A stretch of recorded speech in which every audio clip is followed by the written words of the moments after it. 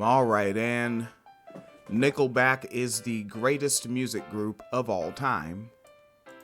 New laws are enforced tonight, putting tracking devices on the ankles of those accused of domestic abuse. From today, alleged perpetrators bailed by courts will have their every move monitored right around the clock.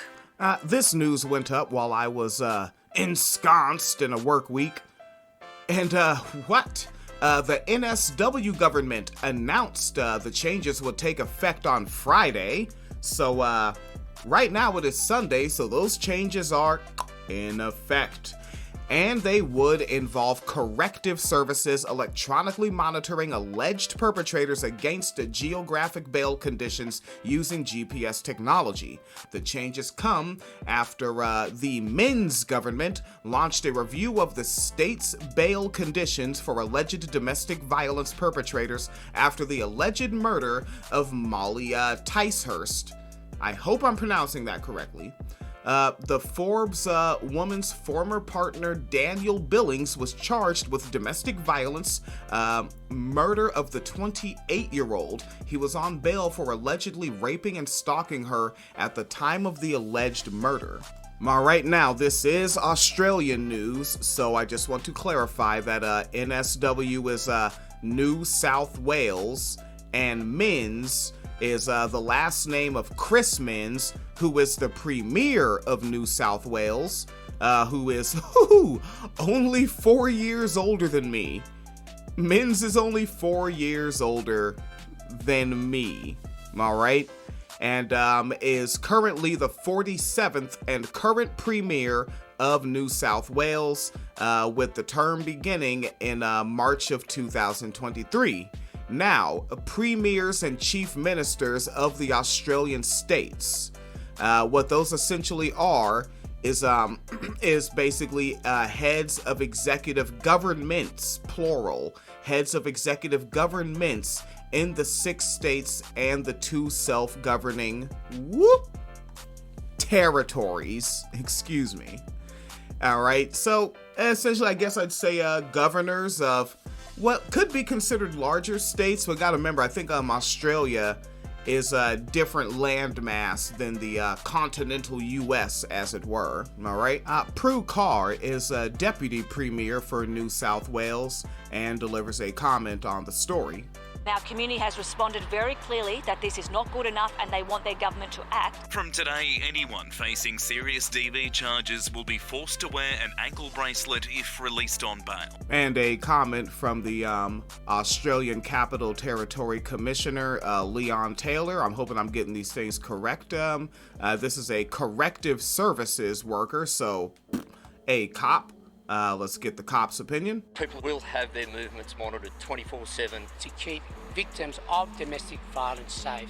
And that, of course, was followed by Analuk Shanthavong, the Minister of Corrections there. Mandated monitoring, the latest in a raft of changes brought in to combat concerning rates of violence. And in addition to that, we saw on the 1st of July the implementation of the coercive control offence. Brought in following the horrific murder of Forbes mother Molly Ticehurst, allegedly at the hand of her former boyfriend while he was on bail. These devices and the corrective services team behind them don't just monitor for breaches of geographic bail conditions, but also concerning patterns of behaviour that could indicate stalking, alerting authorities before further problems happen. Immediately our staff contact a potential victim, advise them to enact their safety plan and simultaneously contact the New South Wales Police. The question, particularly in regional areas, will police have the numbers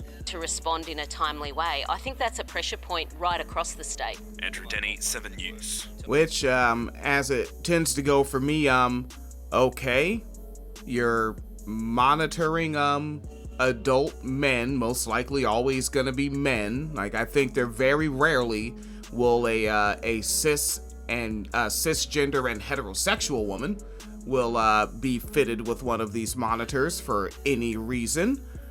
But for men, can I see some programs on training boys to not be raging violent misogynists once they become men?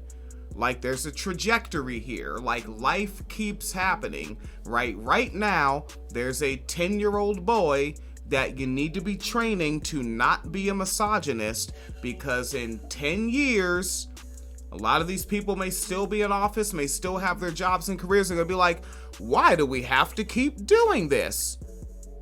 Fix them while they're boys, or also fix them while they're boys. Don't let them become this. And keep in mind what the propaganda field looks like out there that is actively, deliberately trying to make these boys the kind of men that will need such monitoring, right? If they should be outside of the caged walls of, I don't know if Australia has a prison industrial complex comparable to that of Big America. On to it. Fuck the police coming straight from the underground. A young nigga got it bad cause I'm brown.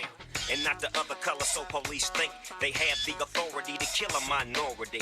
Hey, fuck that shit, cause I ain't the one for a punk motherfucker with a badge and a gun to be beaten on. Or thrown in jail, we can go toe to toe in the middle of a sale. Fucking with me cause I'm a teenager with a little bit of gold in the pages. Searching my car, looking for the products, thinking every nigga is selling narcotics. Fuck the police. Fuck the police and the horse that they rode on. Fuck the police. Fuck the police. Fuck the police. You know what I'm saying? I hate the police. I actually, I hate the police, I don't even like their kids.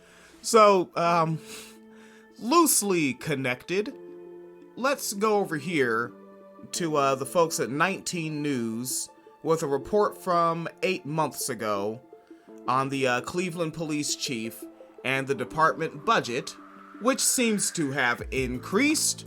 You gotta do something with that money. You can't just have the money lying around. You gotta spend it on something. All right? And part of why I like this reporting is that it's coming from the most unfortunately named reporter of all times, possibly, potentially. I'm not 100% sure, but this reporter's name is literally Harry Boomer. Say it again, Harry Boomer. And he's gonna tell us a little bit about this. Well, in this case, more money doesn't mean more police officers on the street. Chief Wayne Drummond says the new budget, in effect, will help him retain the officers that he already has, and he says that they will do shift changes that will make it more efficient and keep the city safe. All right, so shift changes are gonna be efficient and keep the city safe. Let's keep in mind, what are police for if you're a working class person, especially if you don't own profitable property, right? Like you don't own commerce property. What are they really for? If you call them and someone hasn't actually already harmed you, you're wasting their time and they're pissed at you. You might even get fined. You have to have already been fucked up, and if you survive getting fucked up, then you get to call them. So keep the city safe is a stupid sentence, but I understand. Harry Boomer has to say it. He is a black man with a job. Do your job, Harry. You fucking boomer. We are currently budgeted for 1,350 officers for 2024. Cleveland Police Chief Wayne Drummond says now the department has only 1,175 officers patrolling the streets of the city. But the chief says nobody is losing their jobs. They are proposing to cut positions that they are struggling to fill. Okay, so they got an increased police budget, and apparently they're struggling to fill positions. So they're just removing those positions from existence. Now, I can only imagine that before those positions existed, someone was like, yo, everybody in this department, in that office, we're all overwhelmed at our jobs. We need to make some new positions so that we can have some key people on the in-between. and they made those positions, and then they got more money for the police department. They're failing to fill the positions, so they're removing them from existence while keeping the budget they have. This is what the Cleveland Police Department is doing. A reduction in vacancies, not bodies. It's important to understand that. This year, Yes, thank you. It's a reduction in vacancies, not bodies. All right, brother man police chief. That's all you needed was a black man police chief to tell you that bullshit. That's all you needed. There is a reduction in vacancies, not bodies. All right, in vacancies, not bodies. This is important. Look at my hairline. I am a smiling black man with a necktie on. Please clap. Mark ass nigga. Important to understand that. this year's proposed budget would increase from $217 million to $230 million. That's a 217 to 230 million. They need that money for the jobs that they hacked from existing. $30 million. That's a $13 million increase. So why? $13 million. Can I get a $13 million increase? Can we get a 13? Can we put $13 million, I don't know, towards social workers to help with homeless folks, unhoused folks, to help with children in the foster care system? Surely you could do something else with $13 million. Increase. So why is the department reducing its ranks by 150 officers? And is that enough to fight crime to keep the city safe? Is it enough to fight crime to keep the city safe? Keeping in mind, they don't fight crime, they just show up if you call them, and that's only if you call them, if you survived the crime. And they saying keep the cities safe. This is fucking stupid. As I'm looking at you, Harry, we have 1,175 officers. That's what we currently have. We've adjusted from 3 shifts, 8-hour shift and 2 10-hour shifts to 12 hours. We started at January 1st, 2024, and we're evaluating that. Chief Drummond says, so just longer shifts? So from 8-hour shifts and 2 10-hour shifts to just straight 12s, which is so ill because, like, when it comes to this capitalism shit, I've been everywhere, man. I've been everywhere. I've been mowing lawns, doing odd jobs, and cleaning out old folks' spaces, and doing restaurant work, factory work, forklift work. You know, I've been everywhere, man. And this is factory worker shit. All right? And what do factory workers do? They move around inventory, and they add value to that inventory. What's the inventory? Human beings. Keep in mind, American police are the largest human trafficking organization on the fucking planet. Let it be known. To traffic them where? To where they can be in the prison system, which will, what do we do in factories with products? We add value. And what is the prison system? Well, go back over the 13th Amendment. They're adding value to the inventory on 12-hour shifts. Pay attention to the world you live in and how policies and practices are interconnected. Look at what reflects what. the city is working on recruiting, training, and hiring more officers. But he says here is the reality. So in order for us to achieve 1350, we would need net, and that's graduated, and actually sworn on officers, over 350 officers, and that's just not a reality for us. If we 350 is just not a reality. Cleveland is in Cuyahoga County, because, you know, they kill people and name shit after them.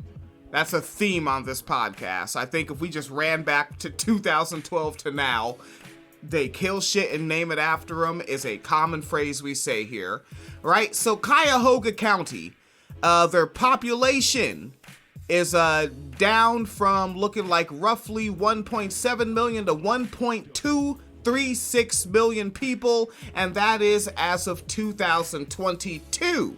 So out of 1.236 million folks, a number of whom I'm guessing are probably employable adults, out of that, what can he not get? I've sworn in office over 350. He can't get over 350. He didn't say over 823,000. He said over 350. That's like a suburban elementary school's worth of people. Okay. Officers, and that's just not a reality for us. If we choose to invest in the people that are on the force today, that would come at the cost of theoretical people in the future. What? Wait, that sentence, I'm unhappy with that sentence, and I want to hear it again, because maybe I'm not understanding it. Maybe I'm just stupid and bald. I'm not sure. Let's hear him again. For us, if we choose to invest in the people that are on the force today. Okay, so if we choose to invest in the people that are on the force today, with the increase, the budget that already went up $13 million. So the budget went up $13 million, and you switched to 12-hour shifts, and now you're telling me if we choose to invest in the people that are on the force today. All right, say more words, ambiguous man of color. That would come at the cost of theoretical people in the future. That would come at the cost of theoretical people in the future. So we can't spend more on the ones we have today because of people we might hire, while the Negro chief man with the receding hairline just said 350. That's not realistic. And we made the decision, working with the mayor and the leadership in the Division of Police and Public Safety, that investment was the right one to make. Ahmed Abudama is the Chief Financial Officer and Director of Finance for Cleveland, and he says the decision will stabilize the department. Not everybody at the City Hall agrees. I like that they have this black man and this probably Indian man up here to represent these bad white ideas. Like, it is manter-sectional, and I respect that. Including Ward 17 Councilman Charles Slife. Residents want police to be fully staffed. They are worried about if there's an emergency, if there's going to be someone that's able to respond in a timely manner. There was a decrease last year, and what's being proposed right now to council is another decrease. Now, Chief Drummond says that despite the perception, violent crime is down in Cleveland 62% compared to last year. Violent crime is down 62% compared to last year, so what was the $13 million increase for? Stolen vehicles, he says, is down 54%, and robberies down 13%. Stolen vehicles down 54%, robberies down 13%. What? Just got a news release from City Council President Blaine Griffin. He says that he wants to look at this budget more because it was just released today, and that he's concerned about what he doesn't see and what he does see. Outside of Cleveland City Hall, I'm Harry Boomer, 19 News. You are a hairy boomer, and I love that about you, brother. Dark-skinned brothers, hairy boomers. It's outstanding. That was 8 months ago. I tell you that to tell you this. I'm just going to let you have the straight through 1 minute and 51 second report from 2 days ago.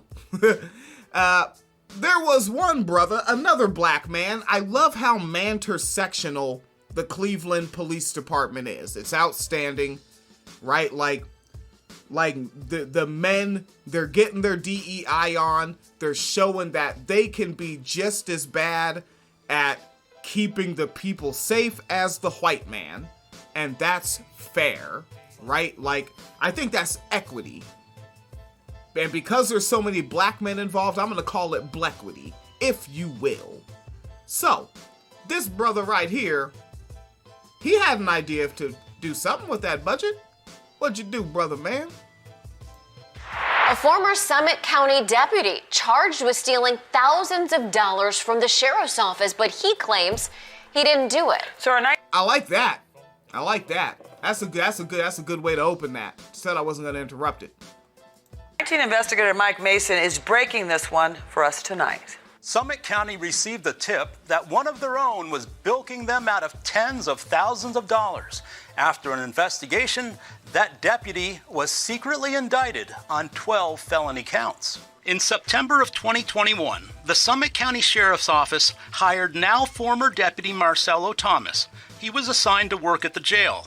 Less than 3 years later, records show Thomas was secretly indicted for stealing thousands of dollars from SCSO, not in paper money, but in overtime hours they say he didn't work. According to the report, Thomas stole over 380 hours of overtime between December 2023 and May of 2024. That totals more than $21,000. Investigators say Thomas did this by forging the initials and signatures of his supervisors 57 times. According to investigators, Thomas's cell phone records from last December show he was located nearly 8 miles away from the jail during hours he claimed to be working there. You gotta get a dummy phone, man. What are you doing? Why you did not know you had a tracking device on you? You got hired to be with the police department. Your job is to track people. You didn't think your fucking cell phone was a tracking device, baby? You're breaking my heart. He's bad at being, you know what? I don't want to compare the police to the proletarian. He's bad at existing. He's bad. Like, come on, man. You were born to fail. Come on, baby. You're breaking my heart. In July, a grand jury indicted Thomas on 12 felony counts, including theft in office, attempted theft in office, and 10 counts of tampering with records. When questioned, Thomas maintained his supervisors did sign off on the overtime, even though they told investigators that wasn't true. Did he at least do it in different color and different types of pen? Right? Like, when I was in Mr. Hodder's class, I'm just saying, I always say niggas' names, I don't care. When I was in Mr. Hodder's class, for physics and for wood shop and for AutoCAD, I like taking Mr. Hodder's class. Like, his teaching style resonated with me, and I walked away a smarter young man for it, you know? And, and he tells, like, when we came in, he was trying to teach us, like, yo, life is work, son. You know what I mean? That's how he talked. And he would have us, like, kind of clock into class. And still, he would, you know, take roll like a teacher's supposed to, right? He'd do his due dilly as a teacher. But he would have us sign in. You know, get used to signing into work because, you know, a lot of y'all, like, I think I started his class maybe sophomore year. And, like, in a couple years, like, you're going to be in the workplace. You know, some of us are already 15, 16. We're already in the workplace. Like, I was 14 in the workplace. So you sign in like you're clocking in. And you tell us, like, you know, some of y'all I see, it comes Friday, you forgot to sign in and sign out all week, clock in, clock out of the class. And then you rush to do it all on Friday so that you get those additional points on your ultimate grade for the class. Because you're graded on that.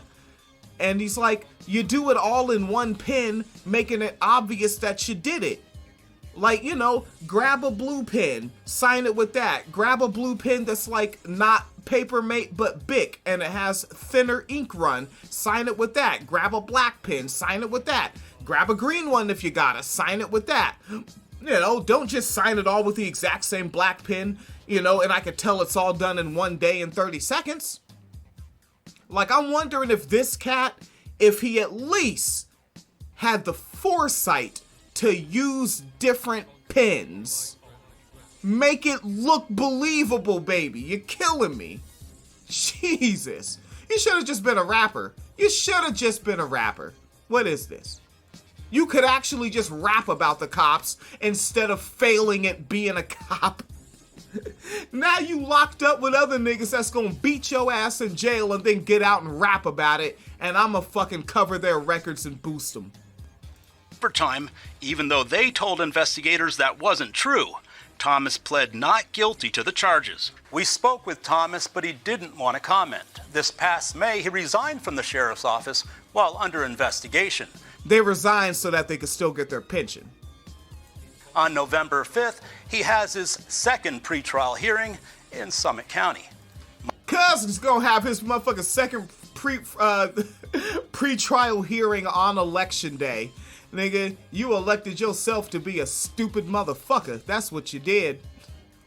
Alright, I told you that to tell you this. This is the podcast that brings you bliss. Maybe, I'm not sure. Now, some of you, like myself, may have seen this language in the broader, media, propaganda, news, information, commentary, entertainment landscape, as it were.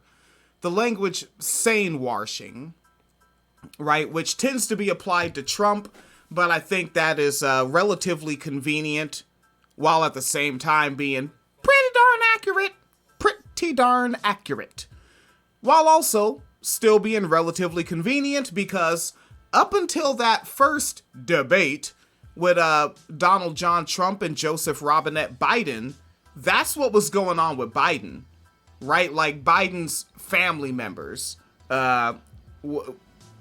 remaining surviving and not on crack family members, and also anyone near him, right? Like any advisors, staffers, Kamala Devi Harris, who's that father mucker? What is that? Antony Blinken, the Secretary of State, followed up by Jake Sullivan. None of these people are telling you that Joe Biden can barely sentence, right? He could barely really crank one out for you. Excuse me, that's probably not the best language, but crank out a sentence. You know what I'm talking? And that shit, I would say that is also sane washing to a degree, and it really just blew up in their fucking faces at the point of the debate. Now, I want to turn you over to News 9 Live here. All right, the folks down at News 9 Live. They're an Indian channel that has English broadcasting. All right, so let's turn to them real quick and or fast here.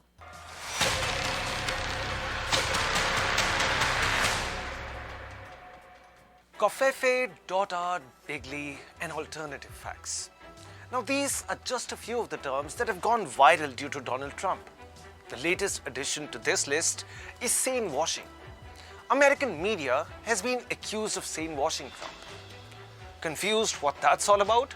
We're here to help. What does sane washing mean? News 9 Plus decodes. The term originated from a 2020 Reddit post. It means attempting to downplay a person or idea's radicality to make it more palatable to the public. In simple words, sane washing means trying to make sense out of Trump's nonsensical speeches, downplaying his flawed comments to make him look rational. For example, here's an excerpt of Trump's recent comment about childcare crisis.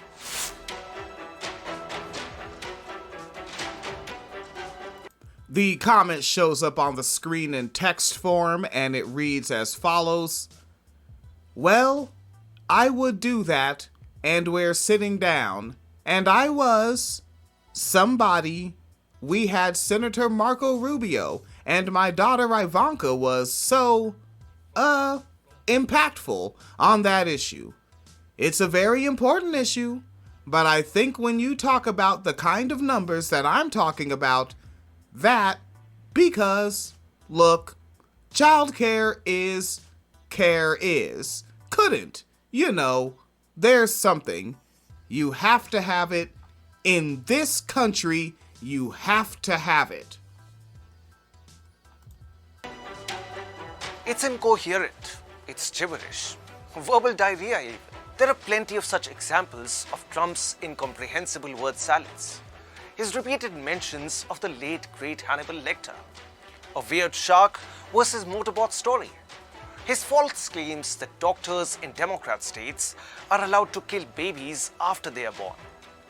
These delusional comments are being played off and sanitized as a wacky side to Trump, and sometimes even ignored.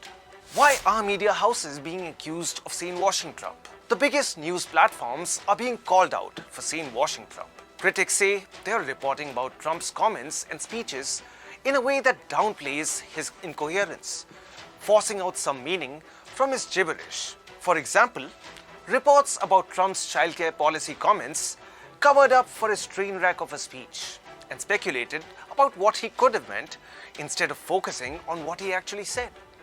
The same media houses were not kind to Joe Biden's goof-ups during his poll campaign.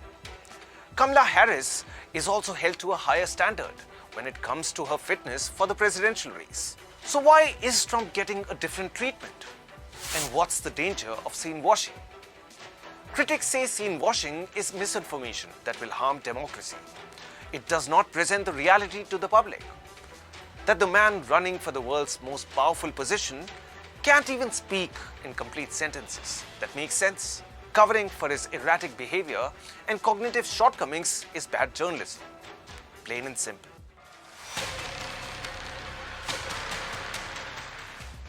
Now, I bring you that to bring you this. One of the news stations that I follow on the YouTubes is France 24 English.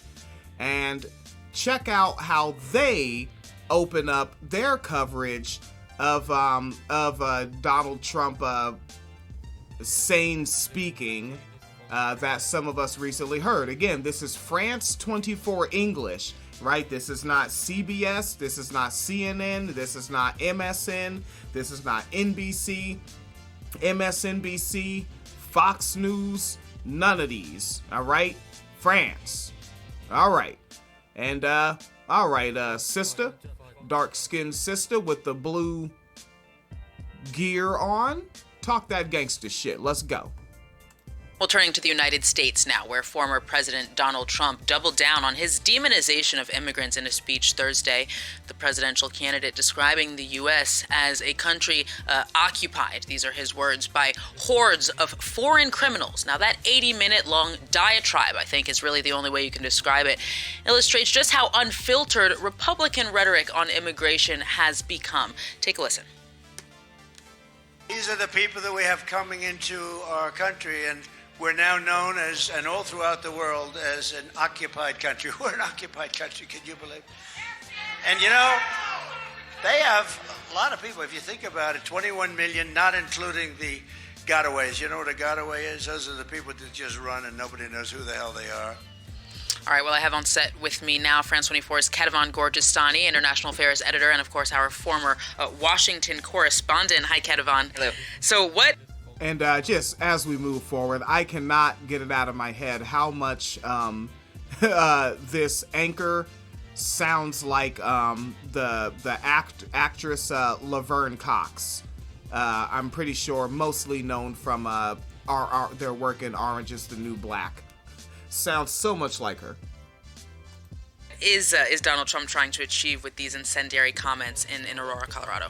Well, first of all, it's interesting that he went to Colorado because if you think about it, Colorado hasn't voted for a Republican president in 20 years. So it's not a battleground state at all. But he chose Aurora because it was a way of in person making a case on an issue that he believes is an issue that is positive for the Republicans, which is the issue of immigration. And he repeated those false or at the very least grossly exaggerated claims about undocumented immigrants in that city. So Aurora is a suburb of Denver. It has around 400,000 residents there. And we heard what he said about that town, about how it was invaded, occupied. And he's really referring to something that happened back in the summer, which is that there were reports that 3 apartment complexes, so we're talking about 3 apartment complexes places in a city of 400,000 residents, where managers were saying that they couldn't get to those buildings because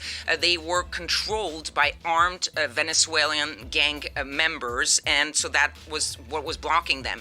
That has turned into what we heard from the former president, saying that the city is overrun and controlled by gang members. It has been debunked several times by local officials, including the conservative Republican mayor of the city, who had to put out a statement stating that migrant gangs had not taken over the city and that the incidents were really limited to just a handful of building in that city, and that law enforcement had already been on the case and were responding and pointing out that major crimes had actually gone down 17% in this city of Aurora. But it reminds us of some very similar story that we saw in Springfield, Ohio, where Donald Trump insisted repeatedly that Haitian migrants who were actually in the U.S. legally were taking over that town, and not only taking over that town, that they were in the country illegally and that they were eating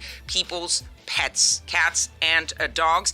There again, the local officials, Republican mayors, Republican officials, Republican governor coming out and saying this is simply not true. But as you said, this is a rhetoric, dehumanizing rhetoric to point out the issue of immigration, calling immigrants animals. He recently talked about how the immigrants were bringing in bad genes in the United States, that they were monsters and that they needed to be stopped because he believes that immigration is an issue that can be an issue that helps him win the election in November. Yeah, when it comes to the why he is there, we're all speculating.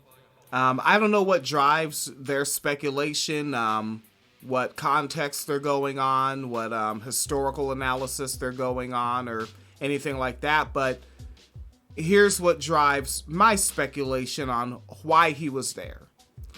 Because Republicans, ever since Brown v. Board, have been building themselves as the neo-Confederate Party.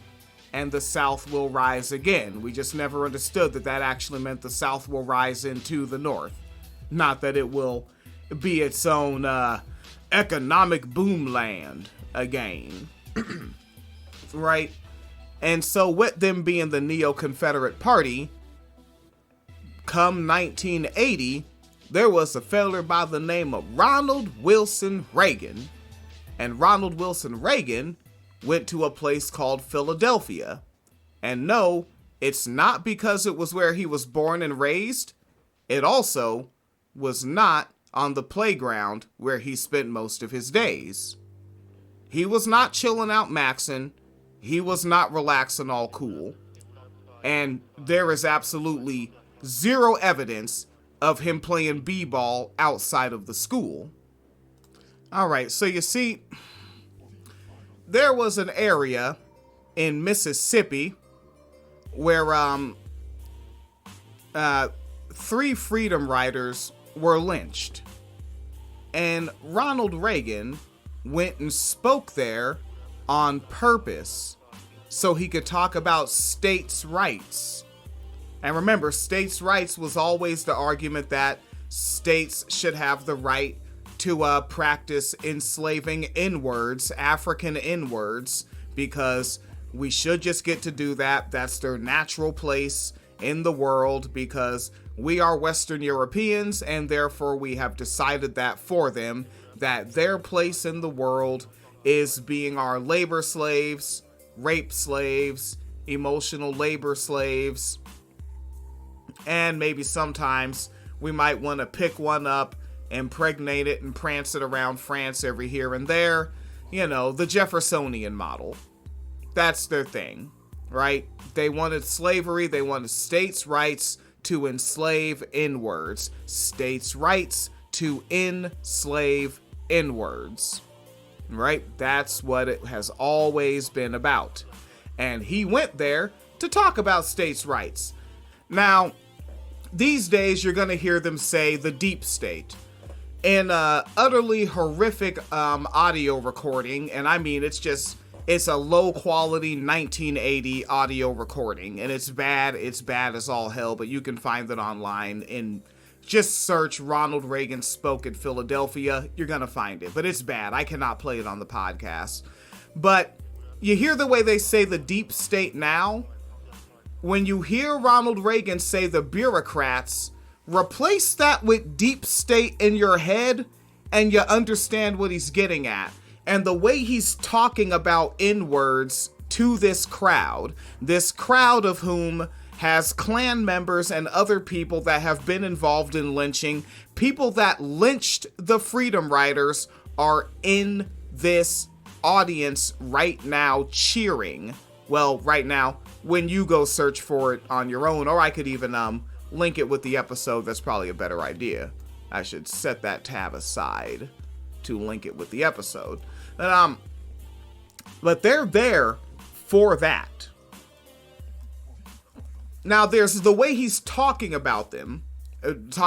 Well, me, right? The way he's talking about me 3 years before I was born, right? But my biological mother was born in 1958. So he is talking very much about her, right? The year that she turns 22 years old.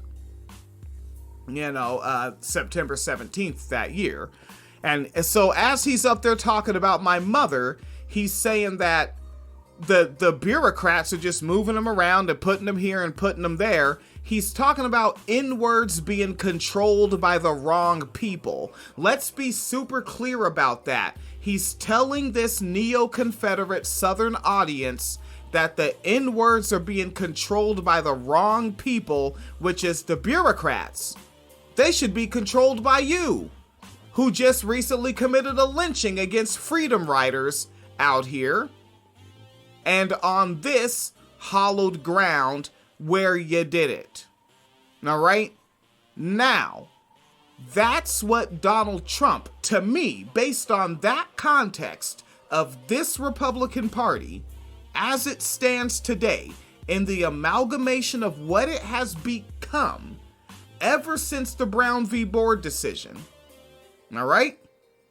That Donald Trump is there for that same reason. He's not there to try to flip Colorado to get the electoral votes to go Republican. The electoral votes in Colorado are not going to go Republican. Maybe Pennsylvania, not Colorado. It ain't happening. So that's not the reason. The reason there is to hype up the lynch mobs for however this goes, right? If he loses, lynch mobs take action at your own hands. Keep in mind, like we recently covered, there was a Trump rally in Long Island. Trump wasn't there. They held their own rally. That's just a Klan rally at that point. All right? So if he loses, do your thing. I can't help you. You got to go out there and just handle business. If he wins, you're deputized. And to me, that's why he's in Colorado. No disrespect to the team at France 24 English. I have a different context and a different understanding. Now I would like to turn it back to France 24 English for this long-ass segment about Donald Trump and Sane washing, and I had to get that white supremacist context in there to hopefully that my audience better understands what's cracking here. So that's one element of Donald Trump's strategy as time dwindles ahead of this presidential election. Now, with just 3 weeks left, then, what are his and Kamala Harris's strategies in a more general sense moving forward? Well, there is, of course, the idea of motivating your base and getting your base to turn out and vote, but you're also right now in the last few weeks trying to reach those pursuable voters, those who maybe haven't made up their minds yet, aren't really sure about whether they're going to vote, and you're seeing this with Donald Trump. Yes, he's made some very incendiary comments about immigrants, especially South American immigrants, but he's also trying to court those same Latino voters who are U.S. citizens. He's doing a roundtable with Latinos. He's doing a town hall with Univision, Spanish language channel. He's also trying to court women, where he has a massive gap with Kamala Harris. He's going to hold a town hall with Fox News that is going to be an audience exclusively made up of women to talk about women's issues. And Kamala Harris, she's doing sort of the same thing. She's trying to court Republicans who don't want to vote for Donald Trump. You had that rally with Liz Cheney, for example. She was also in Arizona with a rally that was called Country Over Party. But she's also courting her weakest spot, which is men without a college degree. And she's doing a lot of podcasts that are really listened to by a lot of males, and especially young males, young black men and young Latino men. She did All the Smoke, a basketball podcast, and she's going to do Breakfast Club with Charlemagne the God, which has 8 million people tuning in, and mostly males and especially men of color, which is a group with which, yes, she's doing better than Donald Trump, but not in the same gaps that Joe Biden won in 2020 with. So she's trying to reconstruct the coalition that helped Joe Biden win in 2020. Ketevan Gorgistani, thank you very much. Now, I don't land on the same understanding of the value of these appearances because, again, like, if you're really in the black space and you're immersed and you're engaged, these niggas don't vote anyway. They don't vote. They don't know policy. They don't know judges. They don't know who their own fucking representative is. They're not politically active. They're not politically engaged. And they're not interested in politics. And that is why political nihilism appeals to them. Because frankly, and yes, I am going to use this word about these black men. They're fucking lazy, and it appeals to their laziness. They don't want to read about legislation. They don't want to read long, boring news articles. They don't want to listen to long, boring interviews with politicians talking policy on small outlets. They want sound bites that tell them that their inactivity is activity, right?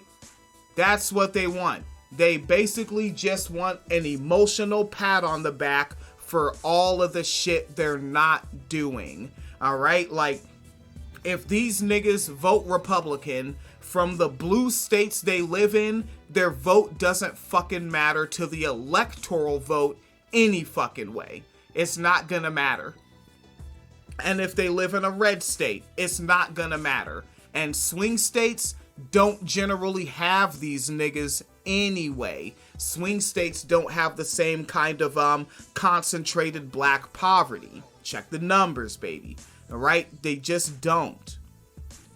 So these guys, they don't actually really matter beyond simply trying to, again, you need to just target significantly younger people with media literacy propaganda. I know, that's funny wording to put together. Media literacy propaganda? Well, guess the fuck what, fuckface?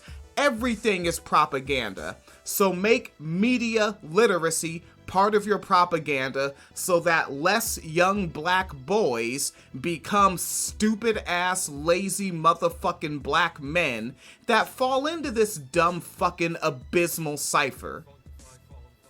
Alright, I have gone 17 minutes over my time. I will catch you later if I'm running fast enough. Please be as not like them niggas as possible wherever you are. And also a little less like the Cleveland Police Department. My goodness, they're fucking dorks. I know this fool named JD, and Mr. Vance wanna dance. I chuck a motherfucking fool, you wanna throw hands? And motherfuck what you telling me. I beat this Billy up the hilly, I ain't trying to hear your elegy. And yeah, the happy marriage sounds nice, but I'll stomp you the fuck out in front of your brown wife. Yeah, and I'm the type to do it.